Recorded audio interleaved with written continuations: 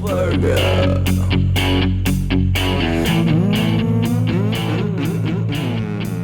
Have you guys seen this ultimate fart mocktail concoction that has popped up on the intraweb? No. Sure haven't.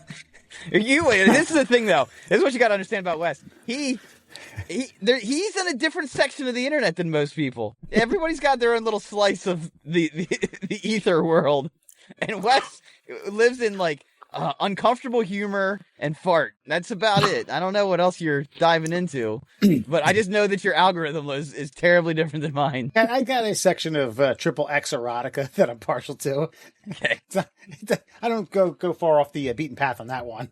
But We do have a Venn diagram of fitness models that definitely shows up in our Instagram feeds. Yeah. So what I was going to say, so this guy basically, he breaks it down very scientifically, and the verbiage he uses is some stuff that I don't know the vocabulary words. I don't know the definition of some of the words that he used. I'll go ahead and take his word for it. But it starts off with the juice from half a can of black beans. Then it goes into squeezed kimchi. Then it goes into okra, okra juice. You know, he has like a sliced okra that he's like had fermenting. It's like slime, in the middle of okra. Pours that in there. Hot sauce. I'm missing something else. He does garlic juice. So from a jar of minced garlic, the juice that's been fermenting in that, and then it's a toka piku, basically tapioca pudding. Not tapioca pudding. Topo no, Chico? it's like a Topo Chico. That's it. Like a club. Oh. He says it for volume and carbonation. Then Extra he takes static. He swirls it around, takes a swig of it, and he goes, oh, and then he has his like 65-year-old Korean mom polish it off. She's like, oh, spicy. It's good. And downs it. Doesn't document what happens next. I'd like to see a follow-up video, but this has gotten me to I might try this and document it. I have some ideas on how I got to tag this guy, of course. I'm thinking, I'm confused. Is the mom then going to be like giving off like the most toxic human waste that anybody's ever smelled? I suspect, according to this guy's science, it seems sound. I mean, I just told you the ingredients. I know, but he told you the ingredients, didn't give you any finished product. I haven't looked hard enough to see if his mom was in pain. I'm sorry. Wait, he made his mom drink it? So he swirled it around, took a sip, and then he had his mom taste it. And his mom said it was good, and he asked if she wanted more, and she finished it in the same video. You have a very detailed ingredients list, so you obviously dove pretty hard into this specific video. He's pulling it all. It's about a minute long, and he's telling you what it is as he makes it in front of you. But is the point? Am I missing something, Matt? Like, are we missing? There's no payoff. There's just like, ooh, spicy, right, and that's it. Yeah, there's no. I thought the payoff fart. would be the fart. Yeah, like the sustained 10 to 15 second just and rising bystanders with pained faces. Yeah, maybe a dry heave. Eyes watering from the stench. Yeah, the dry heave. Okay. My thought is I was going to make it, drink it, and then do a counter from time to first fart for an hour. So the first fart that comes out, I have 1 hour to do a counter, like a fart counter, and I'll document it. I just have a feeling you're going to be shitting your pants. I don't think any air is coming out. I think that liquid is going to go straight through and just splatter just your best fucking chair. Now, what was the setting for this video? Yes. Were they in a kitchen, a restaurant? A kitchen island at his house. Okay. What was your setting, and what was the app? Dude. Shit, I don't know. I'm trying to remember. It was sent to me yesterday, maybe like as I parked my car. So speaking of Venn diagrams, I have seen a similar video where a gentleman is preparing a concoction, but I sad to say I scrolled right past and didn't wait for the payoff either. Okay, well, you know what? I believe in US. I believe in US. I'd like to see maybe, as far as I guess do a test run. Maybe you and Sarah. We'll see if the male and female body react differently to the concoction. But speaking of concoctions, by the way, now I know, Wes, I went on this little rant about Viagra and all the blue pills and the chew pills and everything that makes dicks hard in America and how it's ruining American society. You said it was making us soft. Yes, dick pills are making us soft. But my main point, Matt, was that like men who were once virile need to feel the sting of being a little less virile later in their lives. I feel like the men who probably got a lot of poontang in their youth, you know, there comes a time where you got to pay the reaper, and it's like, no, now they can, you know, enhance themselves. Ever since we had that conversation, I've been getting inundated with ads for this, like, for volume. Have you seen I sent you a screenshot of this, Wes, that apparently, like, there's pills that will make you ejaculate like a porn star. And I'm just like, why? I mean, who's asking for this? Listen, we're a family-friendly podcast. It's throwing ropes, okay? Okay. Yeah, so there's rope spills hitting my Facebook page, my Instagram. They're everywhere. They're everywhere. They're all in my face. They just keep coming and coming and coming. And all of the ads are like balloons. And like the first balloon is like, I guess it says like, you know, 20s to 30s and it's like half full. And then it's like 30s to 40s and it's like a third full. And then it's like with the pills and it's like blasting out the fucking little mouthpiece. I've never in my life come across a woman who's like, you know what would be great? Lots of cum. Lots more than I can handle. More. That's what I would enjoy. So these pills are obviously for delusional men who think that's what women want. Because look, man, I gotta tell you, ain't a lot coming out of this human. Not in this day and age. I don't think anybody's complaining about it. I don't care. It just seems like more cleanup and no reward. Correct me if I'm wrong. I don't know. Probably a little pain. Yeah, because you're filling up. Cubed R squared, buddy. I learned something in high school. The old thinking box here. Then what happens if you take these things and then you don't get lucky later on? Like it doesn't happen. Are you just filled to the brim and you got to go like paint the bathroom? Paint something. I don't know. Go to find yourself a loincloth or some, you know, a little sheepskin. Empty canvas somewhere. Sheepskin, whatever you want. Look, I'm just saying, in the world of male enhancement, that's just something I never thought we needed. I was always impressed by, like, the Peter Norths of the world. Just, whoa, all right, yeah, good, all right. It just seems like a lot of waste. Still going. Yeah. That's right. Even the porn stars are surprised. Females, you know, they're like, "Can I open my eyes now?"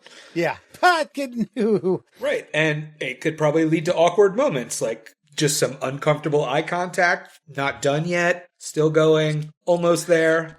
Almost there. Almost there.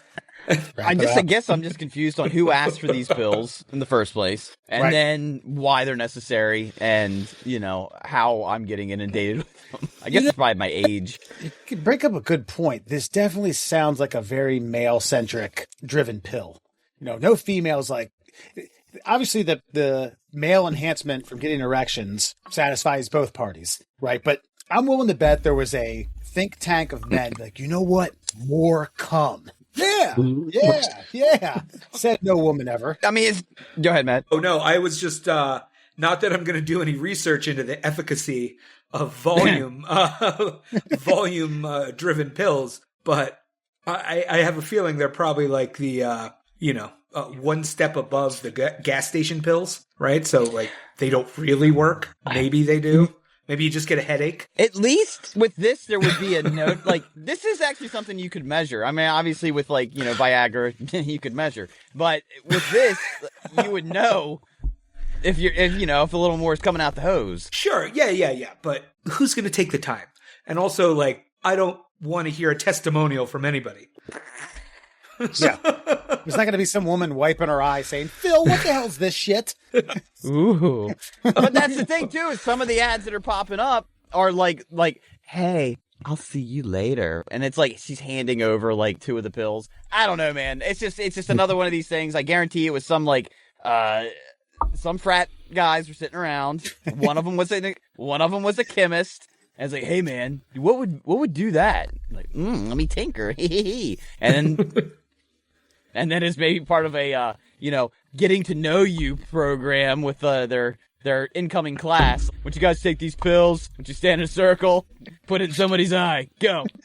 Or it could be part of the weirdest clinical trial because a lot of medication start out as one thing, right? Yeah. And they end up using them for another, and it's like a side effect. Like, isn't that how we got Viagra? It was supposed to be a heart pill, and one of the side effects was like, so they're like, let's market it this way. So maybe they were, looking for a kidney liver pill, and all of a sudden they're like, hey, here's a weird side effect we keep seeing on the surveys. The pages are stuck together. Yeah, you know anything abnormal there, Billy? Well, I do gotta tell you, Doc. Yeah. My liver still hurts, but I'm voluminous. Phil, have you ever come like that before in your life? No, never. Actually, that's probably 3, 4 combined into one. My wife was so turned on, though. Yeah. It's a good way to be like, we're done here for a while. Right. We're going to hook you up to a heart monitor for a week, make sure things are steady. Middle Classels, everyone. Matt McGinney joins us, Murr and Foxman. The Super Bowl is, by the way, I wish I had listened a little bit more today. Super Bowl brought to you by the NFL. Pfizer? Pfizer. This Sunday is Super Bowl 60. Apparently there's somewhere, it's a chain restaurant that does wings, and you can get dollar wings leading up to the Super Bowl, but they don't announce it. But keep that in mind. Keep that in your back pocket, because this year is Super Bowl 60. 60 wings for $60. It might be. I don't know. But I wanted to quickly get your folks' predictions on this year's Super Bowl. You can give me a score. You can give me a route. I don't know. Maybe a parlay or 2 or 6. Murr's probably got Murr's probably got a spreadsheet ready to rock and roll. I pick very bad parlays that have really good odds of winning. And just an FYI, coming from the PR Newswire, it's estimated that $1.76 billion will be gambled on this year's Super Bowl. And, oh, God, shucks. Golly. By the way, you ever check your stats? By the way, do you have a like a DraftKings, or do you dabble? No, so the furthest I went is fantasy football. I'm 2 years clean from fantasy football. And, I mean, at the height, it was like 4 or 5 teams, listening to 3 different podcasts, got the Fantasy Pros membership, 3 different podcasts, 5 days a week in the car. Like, it was getting to be too much. So I've never felt more free in my life. Okay, well, good. You're a better man for it. You can text me on occasion. Yeah. Now, that's the thing. I don't do fantasy football. This asshole right here in the fucking middle here is the one who got me addicted to the whole thing. Now, I only do like $2 to $5 bets, so I'm not sure. But have you ever checked your stats, Wes? Like how much money you've won versus lost, and where you are in the whole gamut? No. It's all up here. Yeah, okay. The unbiased thinker right here. Now, keep in mind, I'm only betting $2 to $5 like per bet, and it says I've bet $32,000. I've lost $32,000. I've also won $32,020. So I'm plus $20. But I've gambled like $64,000 has exchanged hands within that app. You're like the George Costanza, imports exports, bro. Come on. Vandalay Industries. Not a lot of imports here. All right. If you guys have even a quick prediction, or you can stretch it out as long as you want, doesn't matter. I'd like to hear and let the folks know. That way, any folks that are going to dabble in this $1.676 billion pool that's going to happen here this Sunday, probably already half of it is taking place. Let us know. I'm going to keep it quick because I just genuinely don't know these two teams that well. I mean, Sam Darnold wasn't supposed to be this good this year. Drake May, I mean, how many people knew a lot about Drake May, honestly? I mean, so I'm going 34-31 Patriots. I just think it's like, I just think that's how it goes down. I got nothing to back it up. I got no reasoning. You can't, but our defense, nope, sure, their defense, whichever one. Yeah, that's all I got. So 34-31 Patriots. That may have been, I wonder I think it was 34-28 the last time they played, like 9 years ago. I mean, if I'm going like with gut, it's like, oh, the Seahawks are going to get revenge this time around, but that's just not how the NFL works. And since Belichick didn't get in on the first ballot, I just feel like the Patriots are going to win. And no, we're going to talk about this for a week and a half. So that's my prediction. Or Robert Kraft. He didn't get it either. So that's true. McKinney? As the generational hater that I can be, I, in good conscience, cannot pick either of these teams. We had to deal with years and years of the Patriots before when we were younger in college. We just got done dealing with years and years of the Chiefs. I don't want a sequel to the Patriots run. And I can't go for the Seahawks either, just because I remember way back in the day when they would knock Washington out of, even wild card contention or first week, we'd just be dead to the Seahawks. So I'm rooting for a power outage here. It was the old Matt Hasselback squad. Yeah. The good old days, Brad Johnson years. But I was looking at some of the prop bets that are going on for this year's game. Will Stephon Diggs propose to Cardi B after the game?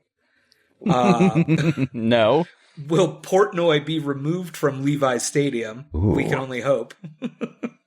God, by the way, you guys have seen that video, right? Where he just goes like fucking limp dead man. Have you seen that? You've never seen that? Yeah, Goodell wants him removed from the Super Bowl, so he's like, what am I doing? Yeah, I did see that. What am I doing? Yeah. They're like, oh, you guys want to remove me? I won't fight. I won't fight. And he just goes, turns into a fucking crash test dummy and like makes him like drag a 200-pound just dead weight out of the fucking stadium. It's fucking awesome. I'm sorry. Continue. Okay, we've got will Bad Bunny expose a nipple? I think that's just a throwback to the Janet Jackson incident. I was gonna say his or someone else's. I think his. Which I missed live and thought that I would never get to see it again. Because 2004, I never pictured a world that there would be videos that were readily at my disposal. I was at the rendezvous with your brother, Wes, and it was on in like one of those corner TVs, and I next just to the Kino TV, same size. Yeah, I just happened to look up. I was like, is that a nipple? Yeah. Anyway, and then we just kept smoking cigarettes and fucking drinking beers.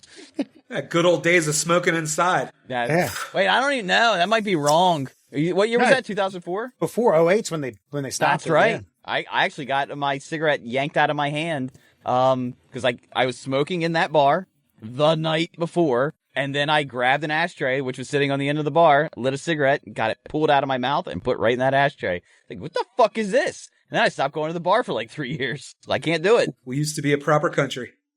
Goddamn right we did. GW. Yeah, and do you guys know much about Mac Hollins and his Mac Hollins? He gained some notoriety last year as a receiver on the Pats. Gained some notoriety for showing up to Buffalo barefoot. So he's a big bohemian guy. Okay. I guess kind of like a little, like a little Aaron Rodgers almost. And so I guess the other bet is, will Mac Hollins enter the stadium barefoot? Oh, God. That's got to be some degenerate gambling going on. Like, I like a funny prop bet, but this is going towards, late night German precision forklift competition betting. Mac Hollins, a Rockville native and a Thomas S. Wooten graduate. Moco, baby. Yeah. I did. Now they've since removed the prop bet of like the color of the Gatorade. But 2 years in a row, I won the prop bet on the color of the Gatorade only because I know they're not drinking Gatorade. They're just giving them the container, and their sports science person is mixing something up, and they were all drinking. Like, I watched the whole playoffs. I was like, what are they drinking? But I just paid attention. Everybody was drinking purple. Everybody was drinking blue one year. And I did blue first year, purple second year, put down $5 on those things. And dude, it was like plus 800 or something. Damn. Easy money. Easy money. This year it's going to be the poop juice that we just talked about. That's right. Kimchi black bean sauce. I'm going Patriots 24-7, maybe 24-10. I'm taking the under on everything. Game, first quarter, half, second half. I might throw in a touchdown, 2 touchdowns. I don't know. Not necessarily throwing a whole pop. I may come out with something later on. Passing and rushing props. Not going to get too deep into it. But you had mentioned, I thought about this deeply. Sam Darnold, I thought that he was just, this guy's not going to cut the mustard as an NFL quarterback. And I was wrong. And Drake May comes in the league. I'm like, this is Sam Darnold 2.0. He's not going to fucking make anything in the league. Boy, was I wrong. These two guys. Now, granted, really good defenses on both teams. I can't help but think they just caught the rest of the league with their pants down on an off year. And they, the Seahawks did get by. I think a healthy Eagles team or a better Eagles team may have given them run for their money. I do think it's going to be a more exciting Super Bowl than people are giving it credit for. I know we don't like these teams, but these are two good defenses, so don't sleep on that. Just a little disappointed, too, in that the way the Broncos got knocked out in that game. Well, thanks, Sean Payton, that dumb fuck. Kick the field goal. Yeah.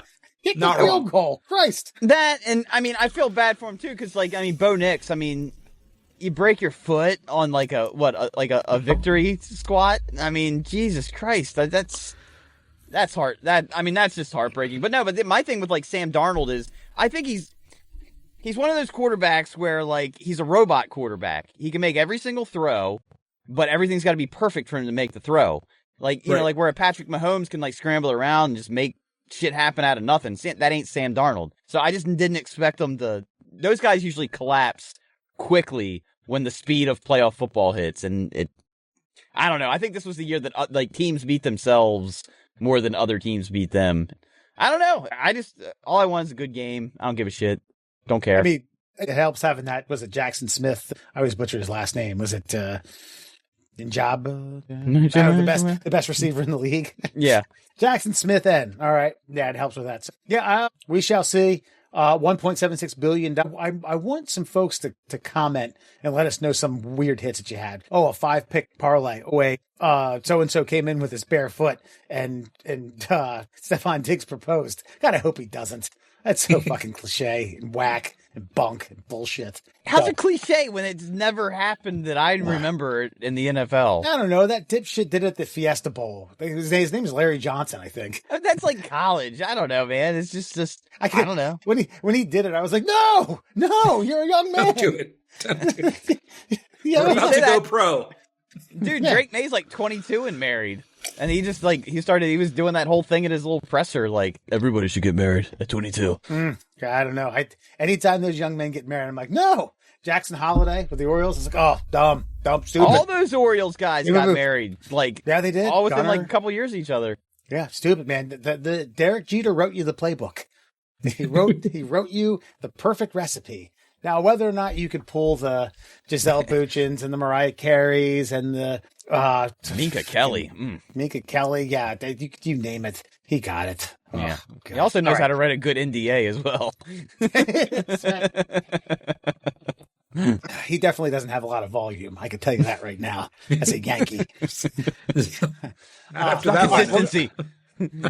We are going to take a quick break. We will be right back with Middle Class or White Trash coming to you, pun intended, via Dave and Buster's. Dave and Buster's. I'll be back. You win!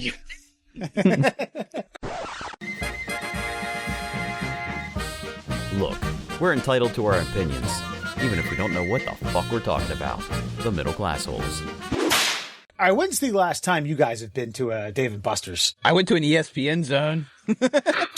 Dang. All right. Back in the harbor? David Buster's. Yeah. Yes. David Buster's inbred cousin. Cool. All right.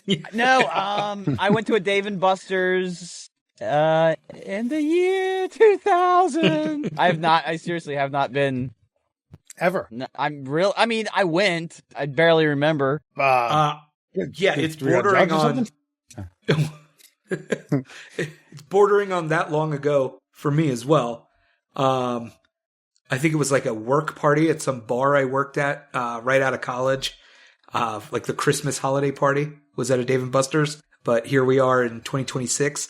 But I think Dave & Buster's has gotten kind of pushed out by the barcades and the boleros, because they're like, what? What's a bolero? Bolero.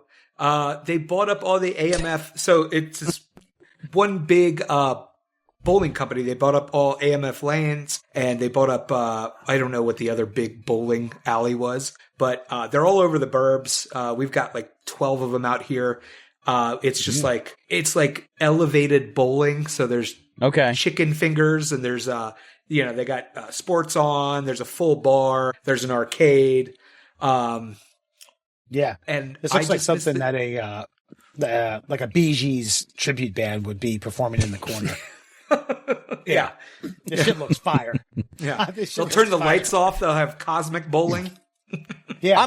But see, here's the thing. I'm not gonna lie. I would love to go to a Dave & Buster's, but I know that when I go to a establishment like this, I'm gonna want to drink heavily, and I don't have that luxury of getting myself home intact, so I just don't go. The closest one to me is like 45 minutes, like White Marsh. So I don't. I mean, I live in Conowingo, man. I live in nowhere. There's nothing. I can go sit at the Hollywood Casino in Perryville, but I'm not doing that because I want to hang out with people like in my, I don't know, within 3 generations of myself. It's all old people fucking slapping slot machines. So I got nothing to do around here. But when was the last time you went, Wes? I picked Sarah up from the one in Columbia. It's the Maryland Live has it adjacent to it in the big shopping mall there. So she went there with some coworkers for a company event, and I picked her up and took her down to a Maryland Terps basketball game. So, but she happened to have some free tokens. It was about 3 years ago. Prior to that, probably 10, 12-ish. And it was one real busted first generation one in Glen Burnie. And I mean, it's this thing, the powers that be could not wait to get rid of this fucking thing. Like when's that Glen Burnie one going to get fucking trashed? Okay, good. This thing's shit. So anyway, tonight's middle class or white trash brought to you by the middle class holes. I don't know, Mark, would say this is brought to you by Flat Earth Science. I don't want to steal your thunder on. Yeah, you can say whatever you want. Brought to you by Flat Earth Science.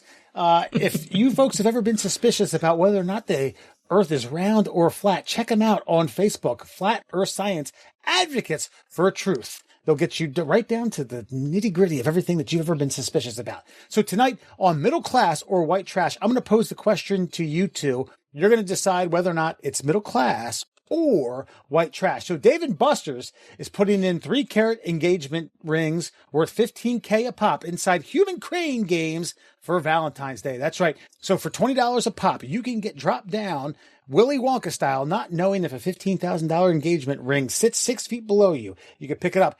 If they don't have it, I don't know what the other prizes are, but I did find this quite humorous. You could also pick up a chain also offering a $99 date night duo deal that includes a sit-down meal featuring a choice of 1 appetizer, 2 entrees, and 1 dessert, plus 2 90-minute all-you-can-play game cards. So you don't go home empty-handed. That's kind of sweet. You don't get that $50,000 ring. So the idea is Valentine's Day is coming up. If you don't have an engagement ring and you want one on the cheap, but it's a goddamn 3-carat fucking bling bling out your asshole, you can get it for roughly $20, or you play it more than once. Middle class or white trash? Matt McGinnis, we're going to start with you. Raleigh. I don't want to be a fence sitter 2 segments in a row, but I'm going to say it's a little bit of both.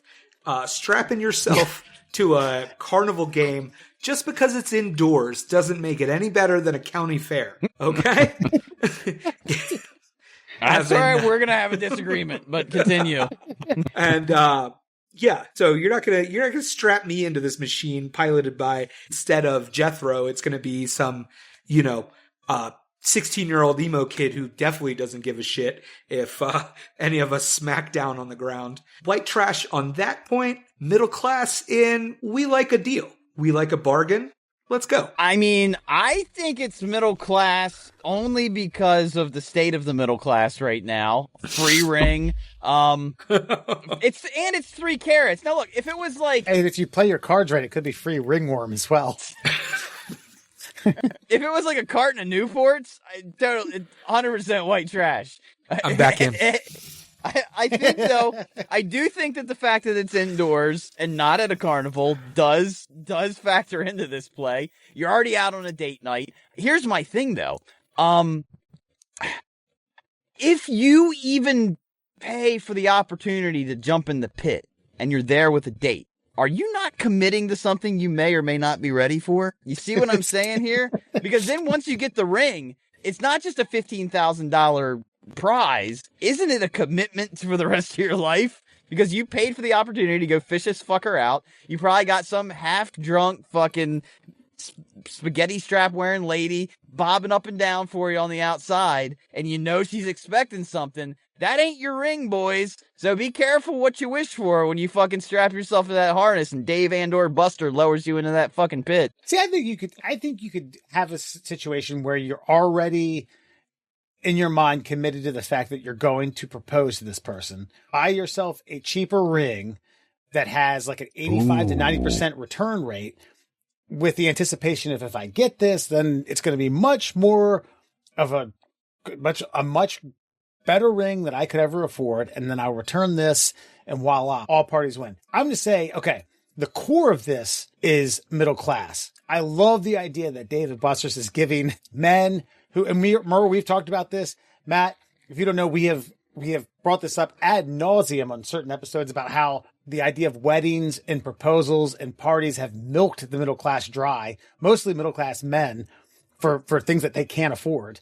I'm all in on I love that. the idea of this. I feel as though it's going to be consumed by the white trash. People who are already married, who are going to go in there and fish this out and sell it. Yeah. They're going to sell these rings and make money. And it's a kind of a sabotage. I hope it works out. I don't know how many. That doesn't say how many they're going to give out. Again, not a la Willy Wonka style. They said it was going to be 5 golden tickets, right? They said it up front in the movie. They said it was going to be 5 golden tickets. Yeah. I thought you meant Dave & Buster's Buster's. hasn't said this is going to be this many rings across our national branches. So could be 10, could be 15, could be 50. I don't know. I just feel as though there's at least has to be a few that it's a working class man who can't afford a $15,000 ring that wants to give it to his sweetie pie. Well, I'm gonna throw this back at you, middle class or white trash. So you go there and you do the thing, but you show up with a ring in your back pocket. You pretend Now we're moving into Mission Impossible territory here, gentlemen. Where this is a caper. This is a real caper. Because I was thinking the same thing. Because in the sense that if you don't want to look like an a-hole and you don't get the ring, you just pick up whatever of the other eggs is in there and do the old switcheroo on the way out and be like, hey, girl, I got you. Yes. And now, that is white trash, in my opinion. You proposing at Dave & Buster's is white trash. Yes. Big time. Official. Yeah. Mindfully proposing at a Dave & Buster's, going there with the intention of proposing. Now you go in and you're fucking like, I'm sure they're gonna make you wear an orange vest and strap you into some neon fucking suspenders to lower you into this fucker. Now if you come out with the ring, you're like, oh, then you drop to a knee, I'm still gonna go middle class on you. But if you went there and were like, it didn't matter if I won, baby, because you already won my heart, then yeah, that's fucking. Thank you, I know. Yeah, you got to say it like you're a Poison backup singer, though. You already won my heart. Right. Keep in mind, though, this now smell this stinky fart. Yeah, I'm right. made. Yes. All right. Callback, ladies and gentlemen. Thank you. That's why you're not on the writing committee for the Poison. Keep in mind, it's $20 a pop to be dropped into this. This is like $1 claw machines with 3 drops. It's $20 for 1 pop. That kind of breaks that middle class barrier. I know there's some middle class men that could afford a few, but you dropping a hundo on yourself at a Dave & Buster's man claw machine. Well, listen, you're definitely getting laid and using those load pills. Yeah. Somebody's getting big prizes coming either way. Yeah. Yes. That's like Tommy Boy with the meat lover's pizza in the trunk. It's a win-win. All right, so it sounds like it's a bit of a split party. We have some middle class, some white trash, mostly white trash though. I'm going middle class. I think it's a middle class endeavor you've gone out on. There's a crane carnival game involved. Uh-huh. We're at a Dave & Buster's already. Okay, yeah. Okay.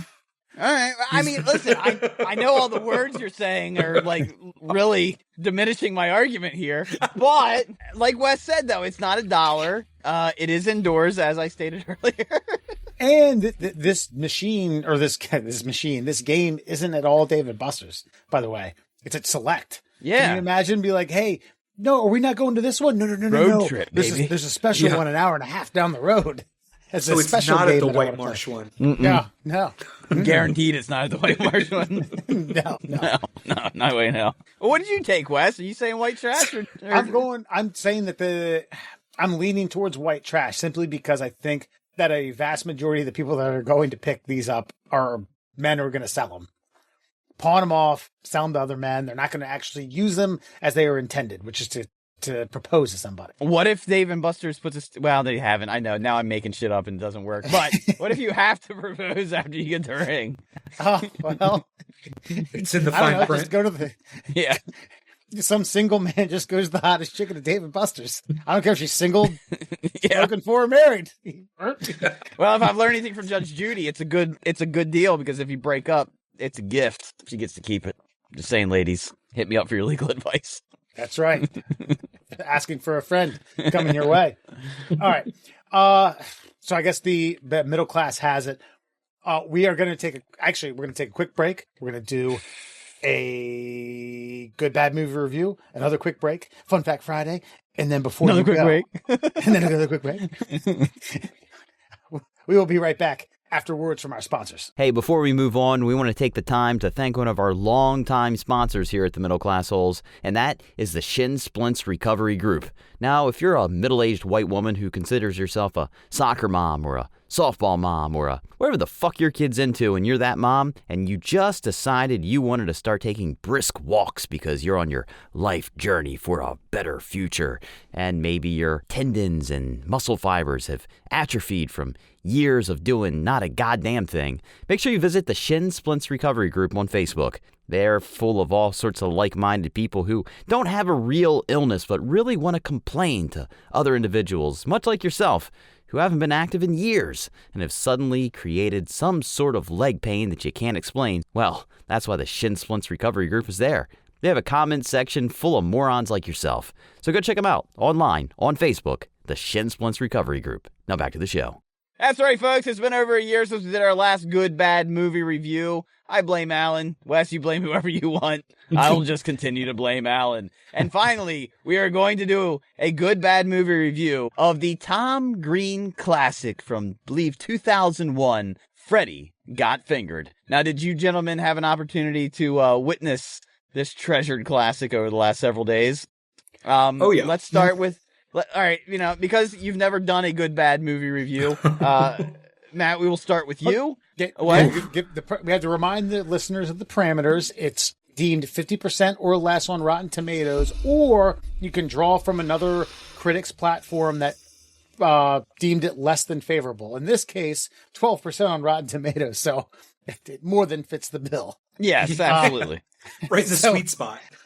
Yeah, really gushy, tender, black, sweet spot. You're absolutely right. It's like the ocean blew its nose into a handkerchief. Well, this actually was a little bit of a trip down memory lane because I forgot how many stupid quotables were in this movie. There was a period in time, when we didn't, before like video on demand, right? Where we just had to keep going back to the DVD collection. And as pretty broke kids in college, we'd be digging through the crates at Walmart for those 2 for $5s or whatever was in that dollar bin.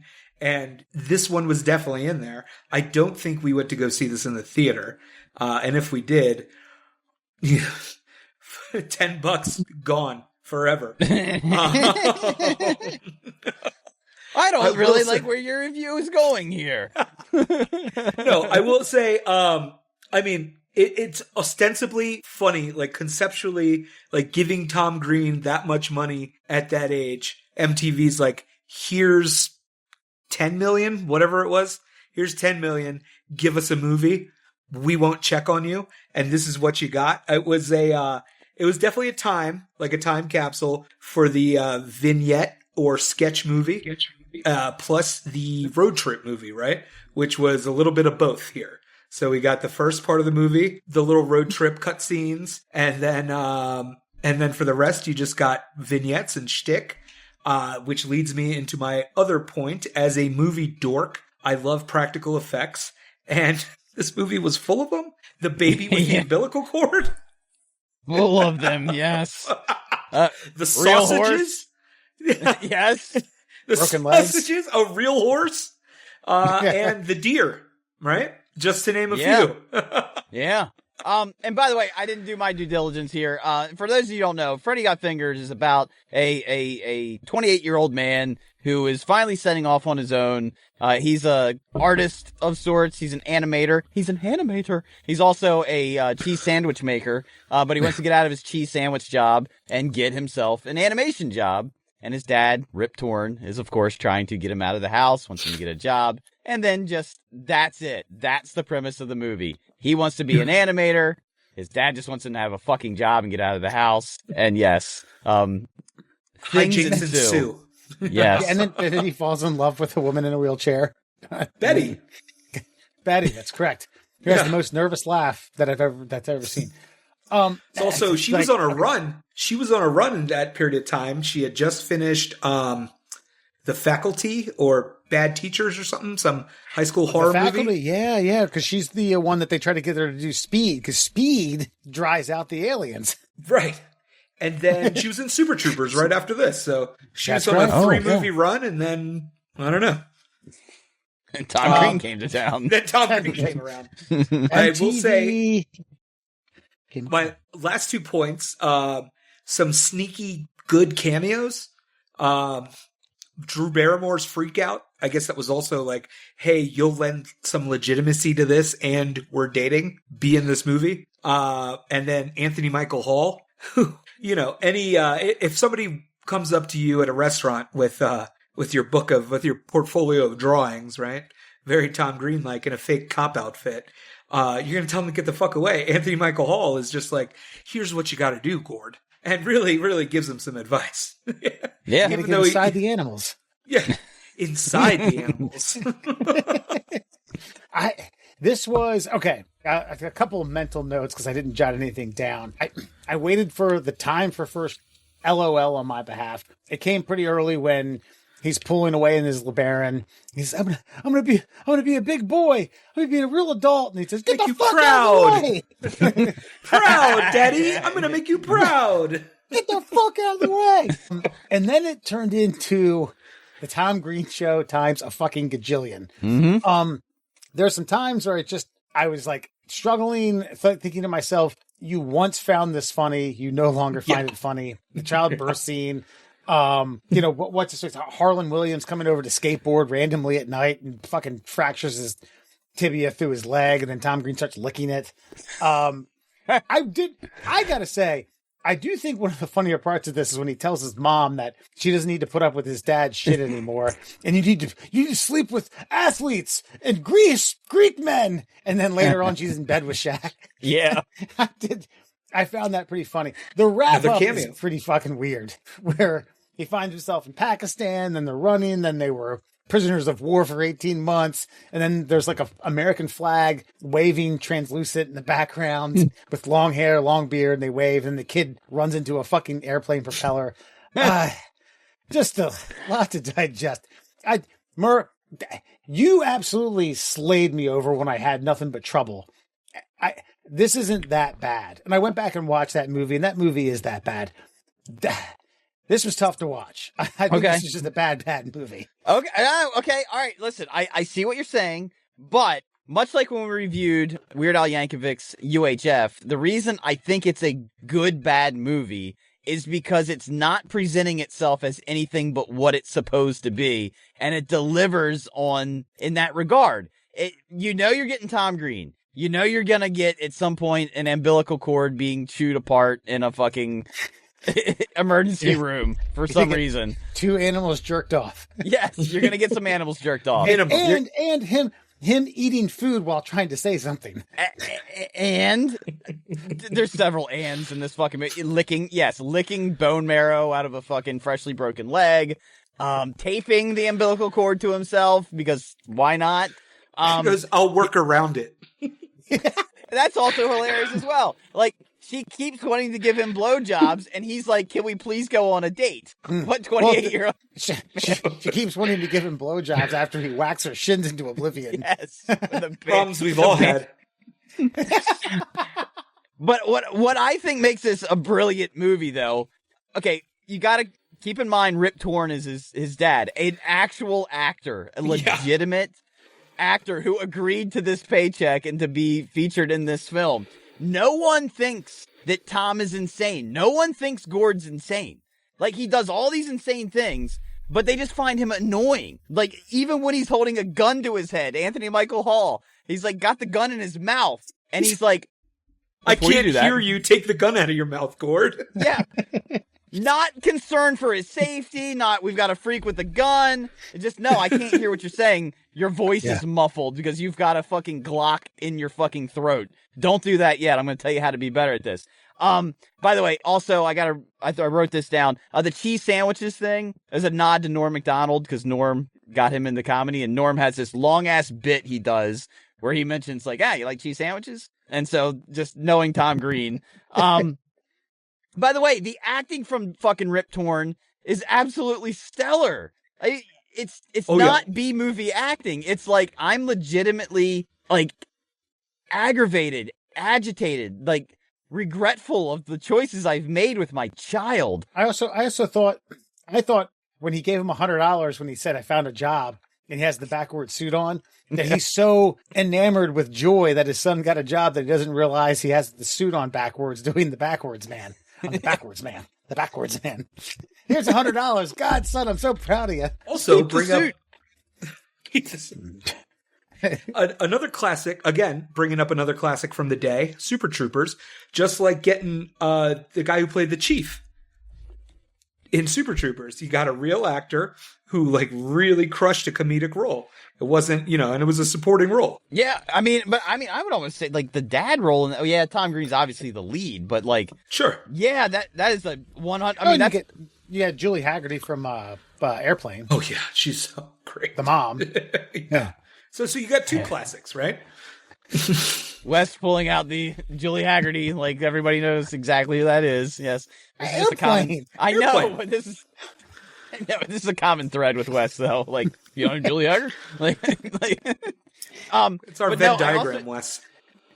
I also did write this down, that same scene down you're talking about, Wes. Like, he's so mad at his dad that he wants revenge that he tries to convince his mom. What I wrote it down to quote, satisfy her desires, right. only to get revenge on his own father, have his mother, just fuck exotic men.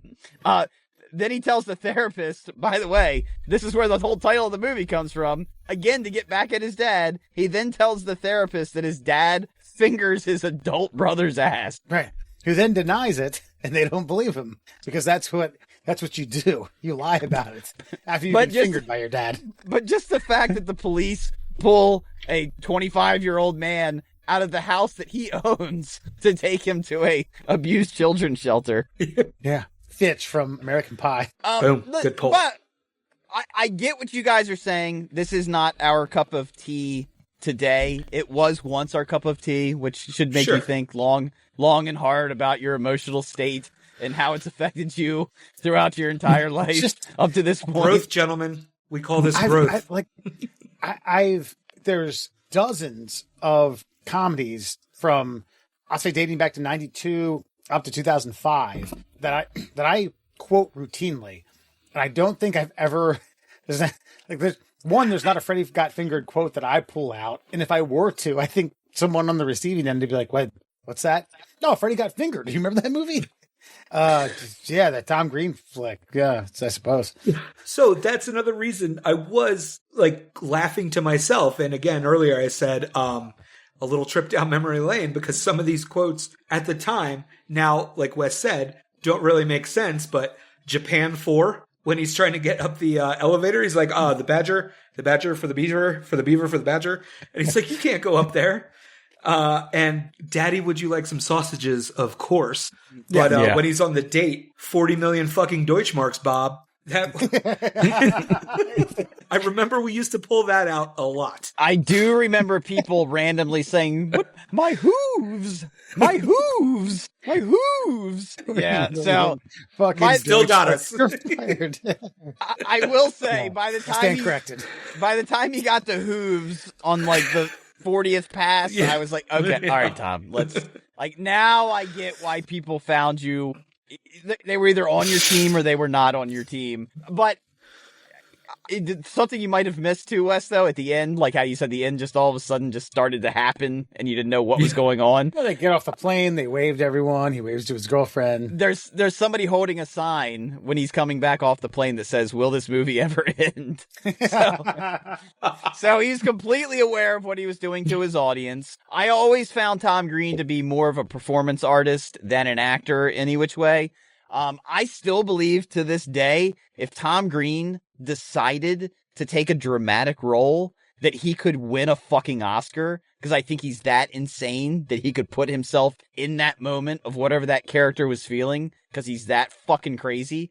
But I do think it's a good, bad movie solely for the fact that if you turn it on like, oh, I'm going to watch this Freddy Got Fingered movie because I like people named Freddy getting fingered, then you're in for a fucking shock. But if you know what you're getting into as you hit play, I think you got exactly what you wanted. And I always appreciate movies that don't try to be what they're not. And this movie's exactly what it's supposed to be. So for that, I give it my good, bad movie stamp. Beautiful. By the way, Tom Green, a accomplished amateur skateboarder, you could tell that's all him. That's not a stuntman in the beginning. Yeah. And a talented rapper. He had a group called Organize a Rhyme, RHYME, back in the early 90s. Check the OR if you're checking us out. That's the name of the song. Yeah, and those videos is kind of how he got the public access thing going. And look, Tom Green is a self-made man, and he was ahead of his time, 100%. And by the way, if it wasn't for Tom Green, we would not have had Jackass. Because Tom Green got cancer, testicular cancer, took time off. They needed to fill his slot. They're like, what are we going to do? I know this guy named Johnny Knoxville. Let's see what he's got. And then all of a sudden, a whole era is fucking just born. Also, he was podcasting before podcasting. Yep. He was, people, even not to invoke the controversial name of Mr. Rogan here, but Rogan has said tons of times that Tom Green was the one who gave him the idea. Because Tom Green's just sitting there literally talking to nobody, right? Or, 20 people in Canada, and just keeps doing it, gets it going. And I more or less that's where we got podcasting. If you get an opportunity, watch that. There's clips of it online, and it's like Rogan, how are we doing this? He just goes into straight Joe Rogan experience mode and just starts interviewing Tom Green of what's going on here? What are we doing? And how are you doing this? And as soon as he plants that seed in old Joey's brain, this is born. Whatever this era is. We haven't had a Glenn Humplick. That led to this. Oh, yes. Yeah, that's right. We need to have a Glenn Humplick update. I don't know if you remember his right-hand man, his best friend from the Tom Green show that he always used to just dick with the entire time. I mean, maybe he just didn't want to be in the limelight and he's living a normal middle-class life. Doesn't want anything. But man, he tortured him on the Tom Green show. Well, there you have it. Freddy Got Fingered as a good, bad movie review. What? My God, what? Did you find him? Did you find Glenn Humplick? I just looked up Glenn. I had not thought about that name until you said it. So also, we could say we wouldn't have the Eric Andre show without the Tom Green show. They're just 20, 30 years removed, right? Equally strange. Equally eclectic, shall we say. Wouldn't have the Tim and Eric Awesome show. I'm kidding. That's true. That shock comedy really got kicked off by that guy.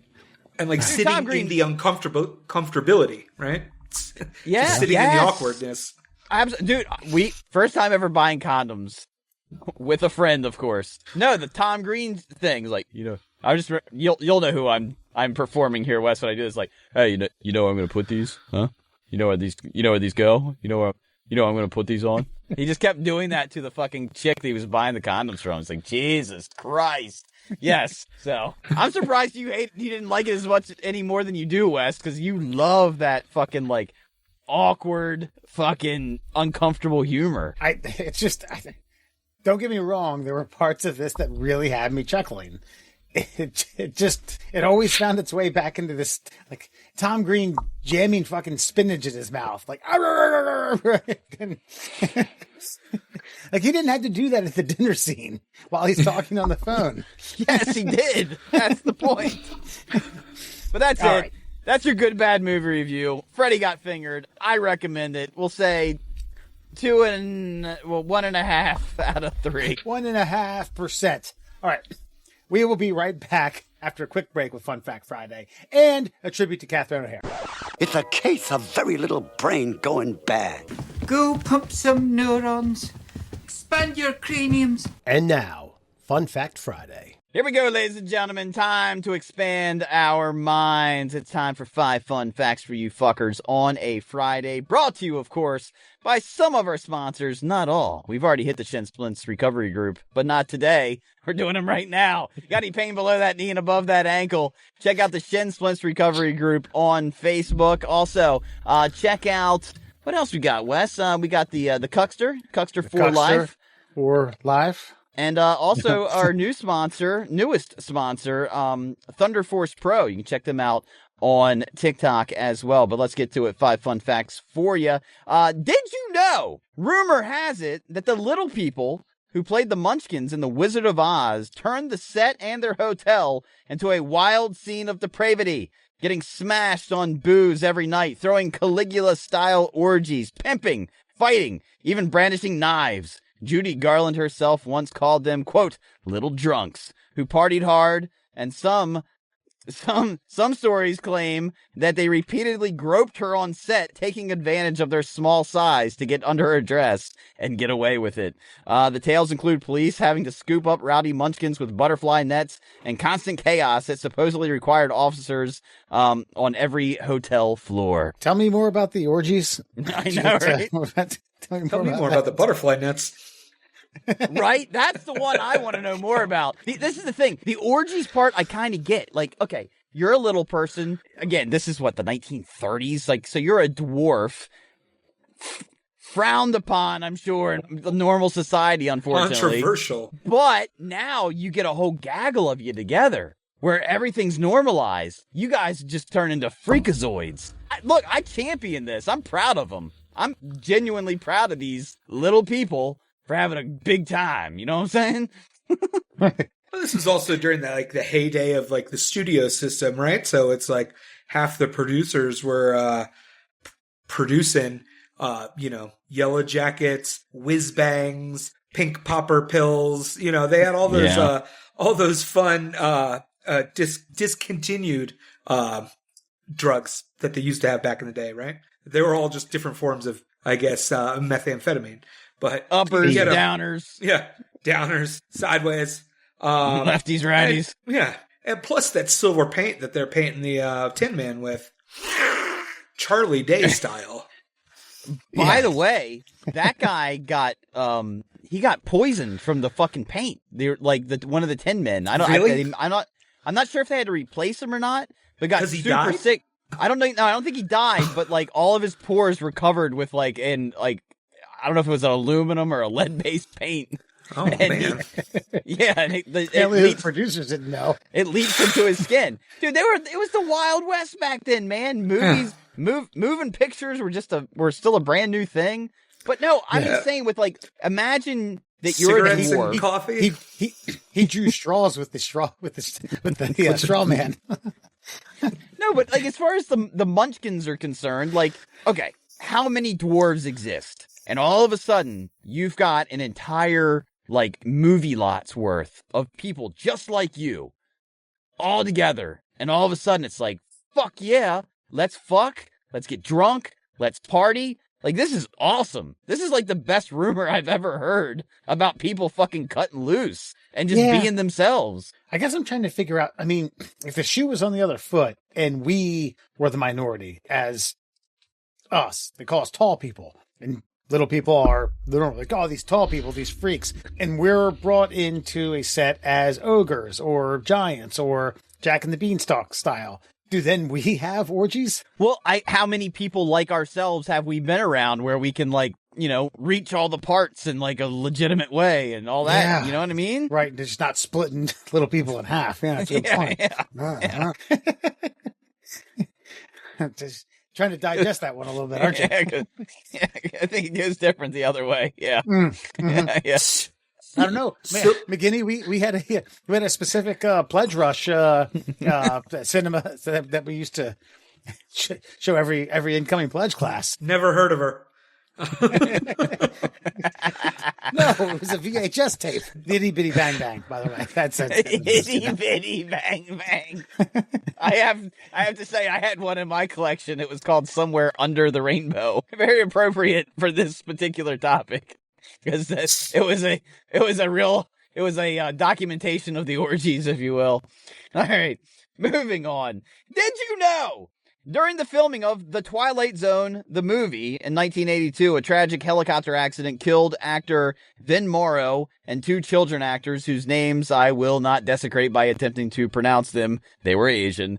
The scene involves a low-flying helicopter and pyrotechnic explosions meant to simulate a Vietnam War attack, but the blasts damaged the helicopter's tail rotor, causing it to lose control, crash into the actors below in a river. The children had been hired illegally and were working late into the night without proper permits, violating child labor laws, blah, blah, blah. Sorry about the blah, blah, blah. Director John Landis and several crew members faced involuntary manslaughter charges, but were acquitted in 1987 after a lengthy trial. And Landis never really recovered from this one. He had a scorching slew of movies. National Lampoon's Animal House, The Blues Brothers, An American Werewolf in London, Trading Places, Spies Like Us, Three Amigos, and Coming to America. And he also directed the Thriller video. He's kind of frowned upon in Hollywood because he kind of was a callous dick about the killing of actors and such. More than this? What do you mean more than this? The killing of actors. Like you're talking about he was frowned upon because killing of actors from this event, not multiple events. He was kind of a callous asshole about his explanation. Like he wasn't really like, he kind of just was like, "Bleh, shit happens." That was kind of his line about like the helicopter going down and killing these people. And he never really I don't know, man. And it's a mixed bag because one, I'm like, well, if that's how you really feel, then that's how you should say it. But maybe every now and again you should fake empathy if you know what I mean? Like, I don't know. Like, it shouldn't be fake, but it shouldn't go the opposite way. You shouldn't outright be like, nah, it's fucking shit happens. Like, you shouldn't say it like, baby. That's what we do. You know? Showbiz, baby. But did you guys know that? Because, I mean, I knew that, but I wanted to see if you guys knew the helicopter crash in Twilight Zone. Did know that. I did not know that, but I was just searching, and it looks like he really, maybe, we get diamonds from pressure, right? So it's like that incident was in 1982. The trial was in 1987. Yeah. So he just made banger in that time period. That's true. Because the last stinker was what, Blues Brothers 2000, and that was in 98. Yeah. Yes. Also, maybe just hang it up after Blues Brothers 2000. Yeah. Well, he also did Beverly Hills Cop 3. I knew that was on his list. Coming to America was a movie. Coming to America was already filmed before the trial, and it came out in 88. So yeah, all those bangers came out before people found out what kind of a smug cocksucker he is. Right. I've seen interviews with him, and he does come off like a smug cocksucker. Smug By the way, produced by Spielberg, this Twilight Zone movie. Oh, dude, you guys have never seen this? Dan Aykroyd's in it. Oh man, I think they recreate the Twilight Zone. The one made famous with William Shatner with the gremlin on the airplane wing. I've seen that vignette. You got John Lithgow, John Larroquette. Dude, no, if you haven't seen Twilight Zone, the movie, it is 100% worth the watch. The helicopter crash thing, it deals with a racist white guy who finds himself in every conflict that happens in a foreign country, and it's just the man with no empathy directs a man experiencing empathy. It's a great movie, man. If you guys haven't seen Twilight Zone the movie, highly recommend. That's a good movie, not even a good bad movie. Scatman Crothers from that Nicholson movie. Oh, The Shining. That's it. I always forget that's his actual name. I always get the fucking Scatman song in my head anytime anybody says his name. I can't help but fucking throw my shoulders up around like that. I'm the Scat Man. It's Pavlonian to me at this point. Dude, that guy made all the money off that song though, so you can't hate it. Did you know In the 1940s, engineer Richard James was developing springs for ship instruments to absorb vibrations when one accidentally fell off his desk and, quote, walked across the floor in a mesmerizing coil motion. This led to him and his wife Betty to repurpose the failed prototypes into Slinky toys, which became an instant sensation after 1945 in department store demos where they walked downstairs. Over 300 million Slinkies have been sold worldwide since, turning a military engineering mishap into one of the most iconic toys ever. See, we got a reoccurring theme here: medical mishaps, engineering mishaps, volume, Slinkies.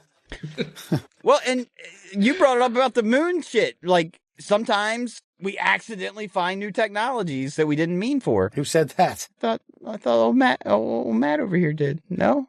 Am I wrong? Talk about medications. Talking about side effects, and use the side effect and brand it as another medicine. Yes. In that sense, yes. Failed, and I don't know what, I'm no mechanical engineer here, but I know a spring when I see one, and I don't know what you're using a Slinky for on a Navy ship. Well, okay, fair enough. But I guess what happened... So thank goodness he was able to turn it into the toy. I guess what happened was like, you know, like a gimbal like on a video camera. Like, he was putting it on like these springs on devices that needed to stay stable. And so as the ship rocked or rolled, like, he was doing these really loose springs, and one fell off and was like, man, would you look at that? And then he's a fucking bajillionaire, and his entire family is fucking set for eternity because of some fucking piece of metal fell off his desk. This cocksucker asshole motherfucker. This is a loose Springsteen, and that's thus became the band from New Jersey. It gave us hits. If that were true, that'd be such a better fact. Fine. Moving on. Did you know? In 1945, engineer Percy Spencer was working at Raytheon testing high-powered magnetrons for radar technology when he noticed a chocolate bar in his pocket had mysteriously melted. Realizing microwaves from the magnetron were the cause, he experimented further by placing popcorn kernels near the device, which popped instantly, and then an egg that exploded dramatically. This accidental discovery led to Spencer creating the microwave and the microwave oven. The prototype was used to heat food. Raytheon patented the idea, and the first commercial microwave ovens hit the market in the late 1940s, revolutionizing kitchens worldwide. And rumor has it, this guy was still pissed 10 years later for ruining a pair of jeans with the melted chocolate that never came out, ever. Here's my go ahead, Murr. You make your point. I have a question. In the era we live now, we know that things have consequences, I feel like. Because this guy was like, look at that. This thing's melted in my pocket. Let me put some popcorn kernels here. Pop, pop, pop, pop. Huh. Rather than think this is a dangerous instrument I should get away from immediately, he goes, let's grab an egg. Grab a chicken. God bless him, I guess. But the fact that something is like manipulating the molecular structure of something in real time in front of you tells me you should get away from it. And this guy was like, let's run towards it. And it's just it's a disparity in generational thinking. And my question was, when these first hit the market, do you think there were people that were super skeptical of it? Like, look, Definitely. We have a microwave. Excuse me? Yeah, it's like your oven. Way better. You say this, Wes, but you often bring up the fact that people bought their children uranium toys to play with in their living rooms. Well, a little bit's not so toys awful. Are toys. They used to make dinnerware out of it, right? Yeah, right. The glow-in-the-dark dinnerware. Yes, it gives you like all your rads for the year and a fucking week of looking at it. Yeah. Just make sure it's not sitting across from the microwave. Yeah, and it's fine. Like I'm finding as myself as a now in the market looking to buy a home. I find it humorous that there's still there's not like the microwave above the oven options. You know what I mean? The space savers. There's homes that are still being sold with the microwave that are on the countertop. Ooh. Yeah, man. That's tough. Yeah. That is tough. It's a deal breaker. Counter space is at a premium. Yeah, no. Yeah. For real. Yeah, I want that puppy just fit it in there. I installed In the mine. wall. I'm like, how did we live without it here? Like directly here. Right. And get At eye thinking level. about like where I came from, it probably had a dead microwave underneath a working microwave just to like elevate it, you know? Yeah. Here's a fun Both fun plugged story. in. Here's a fun story about growing up in the 80s. Our oven, I guess the burner broke, and I guess my dad, one, didn't want to buy a new oven, and two, didn't know how to fix the burner. So we just ended up using the oven as a bread box, the biggest bread box you ever done seen. And then we only cooked food in the microwave. That's all we did. No food was cooked unless it was on stovetop or in the microwave. So How long? Longer than I'd like to admit, or my family would be proud of. All right. Decades. Years. Got it. Years. Okay. Maybe Damn. all of high school. To cook the Yeah, Thanksgiving turkey in sections, right? Just flip it around 30 minutes, flip it back around. And You the potatoes. You say that, and I genuinely do not remember how we cooked Thanksgiving dinner. I cannot for the life of me. I'm going to have to ask my mom, hey, remember that like several year span of no oven? How did we have turkey? She might have fucking tried it, dude. I think she might have, because I can remember having like, everything was wood panel, by the way, back then. We had this giant wood panel. It was metal, but it like looked like wood paneling around the microwave. And I think she might have like over hours at like half heat, like fucking nuked a fucking turkey. Damn. It was probably delicious. No. Just Probably so jam good. it on in there. Yeah. No. Now I'm depressed. And finally, a simple plastic Hold on, let me start that one over. And finally, We're a going through simple... puberty. Let me start that over again. And finally, a simple plastic whistle given away as a prize in Captain Crunch cereal boxes in the 1960s accidentally became one of the most infamous hacking tools in history. The whistle produced a perfect 2600 hertz tone, which just happened to be the exact frequency AT&T used in its analog long-distance phone system to signal an open line and seize control of trunks for free calls. Phone phreaks discovered that they could blow the whistle into the mouthpiece of any phone and trick the network into making unlimited long-distance calls anywhere in the world. The most famous user was John Draper, who nicknamed himself Captain Crunch after the cereal, and used the technique to inspire early phone hacking innovators. This quirky coincidence indirectly influenced Steve Wozniak and Steve Jobs, who built blue boxes, which made a tone that would trick AT&T's long-distance system, and they then became the founders of Apple. Thank you for clarifying that he named himself after the cereal. You're welcome. I was reading straight. And his name was Ron Draper. That's what you confuse with Don Draper. A famous brother. No, but like, now I remember this, like, if you could make a certain sound, you could access certain things in the phone system. So apparently this whistle that came in the Captain Crunch box, if you put it up to the phone and blew it, it would just let you make phone calls to anywhere in the world. Oh, yeah, full support. Yeah. I'm also wondering, I love human ingenuity, and I really enjoy, I would like to know how this was figured out. I can do like, and then someone just on a whim, called Taiwan, China, Singapore, Europe, Germany, Australia, and then was like, holy shit, our phone bill is nothing. Boop, boop. Well, Crank phone calls, here we come. If I remember correctly, like I feel like the dial tone made a different like a dunk dunk dunk noise, like it made like a weird, I don't know, something that signaled to you that you had done something. I bet somebody just accidentally blew into a phone and it just was like dun dun dun and gave a weird like. I wish. Unfortunately, no one under the age of fucking like 37 is gonna know what the fuck I'm talking about. But like every now and again, if you do it, it would be like tick tick tick, signaling that you could do the thing that you wanted to do. And I bet somebody noticed that and it just again, word of mouth took off.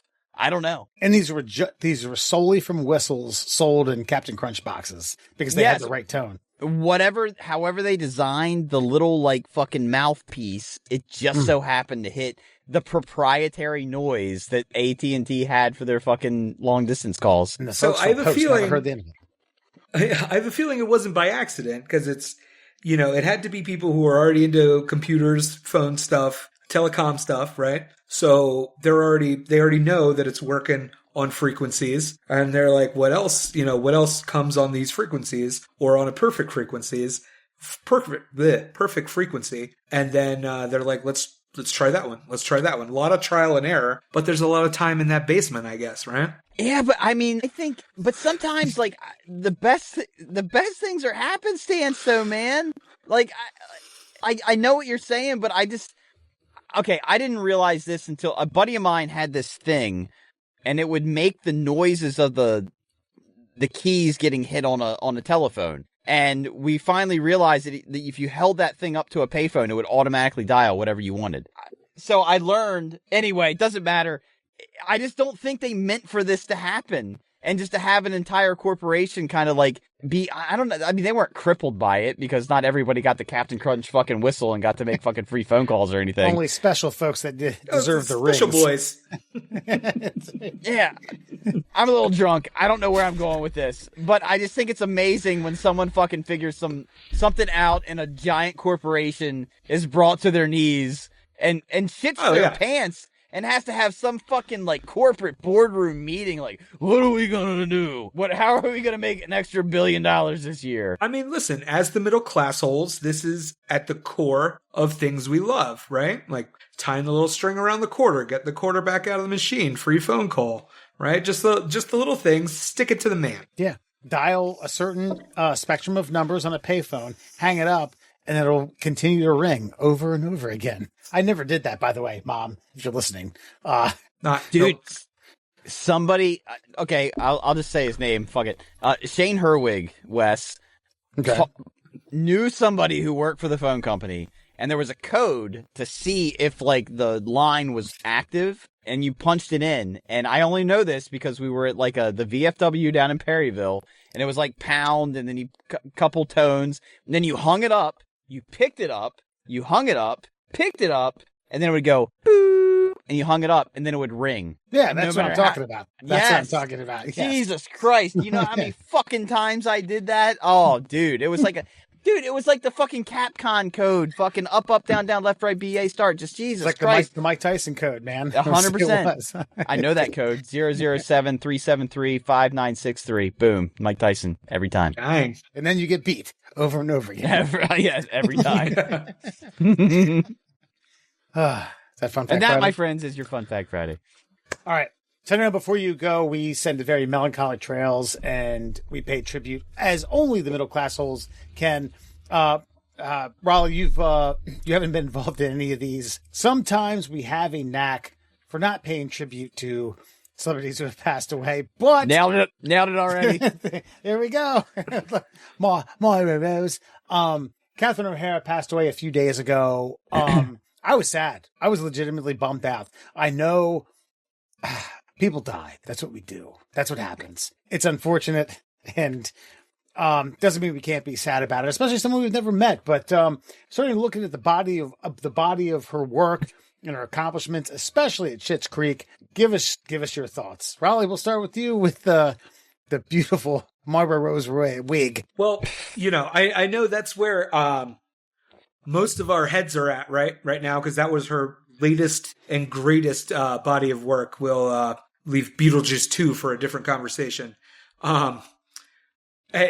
She shined on that show, but that's what she did, right? And these, like, one of the greatest character actors, I think, of all time. If you take it all the way back to SCTV, right? That sketch comedy show. And then my favorite part of her career was the Christopher Guest movies. Best in Show, A Mighty Wind. Waiting for Guffman. Like every one of those roles just like nailed it. Even in A Mighty Wind, it was like her and Eugene Levy, they had the big storyline about like coming together after all those years, and then they sang that beautiful song at the end. Like, they're great. They're great actors. She's a great actress, right? She's awesome. And I feel like it was awesome to see her get like a later run, right? Like in Schitt's Creek for Eugene Levy and her, like longtime collaborators, right? And then because that doesn't happen for everybody, right? It's like sometimes you just, or not fizzle out, but there's a time cap on a Hollywood career. And she constantly showed that, there was not one, right? She just kept going. Andrew? Yeah, look, I'm not trying to be a dick when I say this. A lot of women don't understand comedy. Okay. I think they get hired in comedic roles and they're directed to be funny in a certain way. Catherine O'Hare is one of these women. Oh no, I'm going to be judged. I'm going to be judged. Son of a bitch. All right.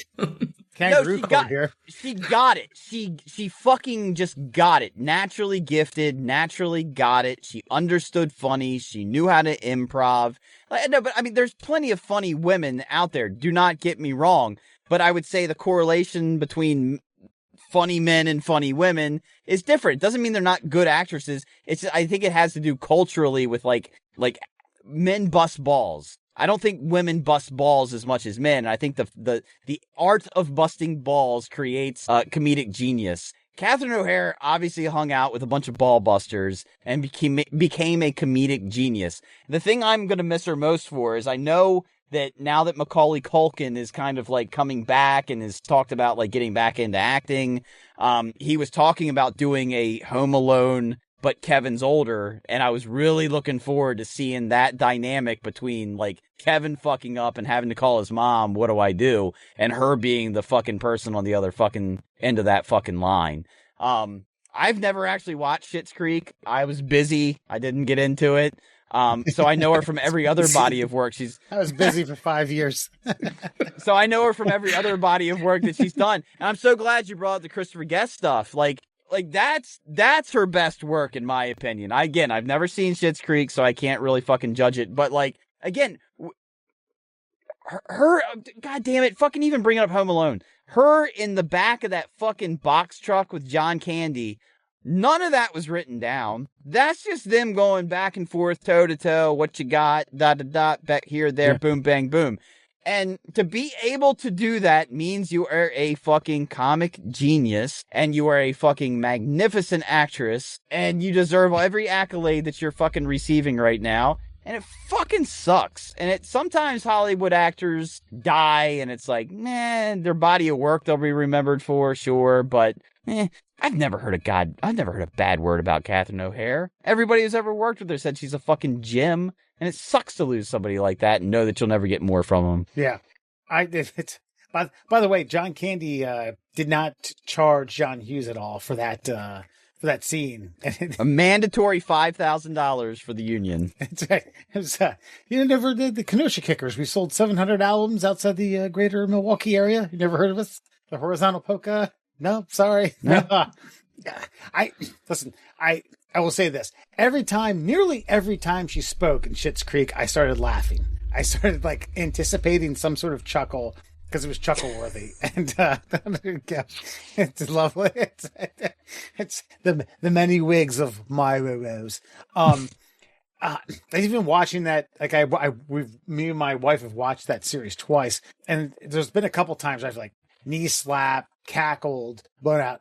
I do want to say, the ending of Home Alone when she finally gets home, and it's this embrace of son and mother, where it's like, not only was she a good comedic actress, she was a good actress. That's a heartwarming, bring it home, Christmas movie moment that John Hughes orchestrated and she fucking nailed. It's like, I'm home and my son is alive. I'm happy to be here. And you could see it. She doesn't even say a word. She breathes a sigh of relief and puts her arms out and hugs her son.